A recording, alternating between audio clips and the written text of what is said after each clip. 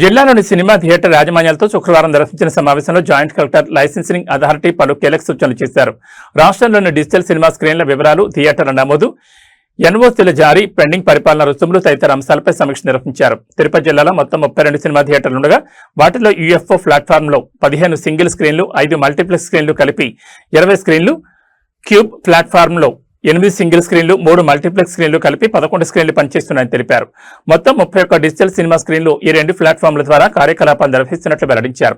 జిల్లాలో 20 సినిమా థియేటర్లు Andhra Pradesh state film, television and theatre development కార్పొరేషన్లో ఎన్ఓసీల మంజూరు, పునరుద్ధరణ కోసం నమోదు చేసుకున్నాయని తెలిపారు. వీటిలో 14 థియేటర్లకు 7,32,883 పరిపాలనా రుసుములు, అడ్మినిస్ట్రేటివ్ ఛార్జీలు, బకాయిలు ఉన్నాయని పేర్కొన్నారు. అదేవిధంగా జిల్లాలో 26 సినిమా థియేటర్లు ఇప్పటికీ ఏపీఎస్ఎఫ్ టీవీటీడీసీలో నమోదు చేసుకోకుండా ఫారం బి లైసెన్స్, ఎన్ఓసీల మంజూరు, పునరుద్ధరణ ప్రక్రియను పూర్తి చేయలేదని తెలిపారు. ఈ సందర్భంగా జాయింట్ కలెక్టర్ ఆర్ గోవిందరావు సంబంధిత సినిమా థియేటర్ యాజమాన్యాలకు ఆదేశాలు జారీ చేశారు.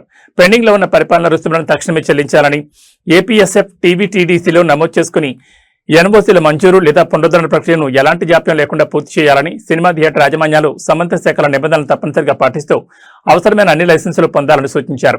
సినిమా థియేటర్ల నిర్వహణలో చట్టబద్దమైన విధానాలను అనుసరించడం ద్వారా ప్రజలకు మెరుగైన సేవలు అందించడంతో పాటు ప్రభుత్వ నిబంధనలు సమర్థవంతంగా అమలు చేయాలని జాయింట్ కలెక్టర్ ఆర్ గోవిందరావు స్పష్టం చేశారు.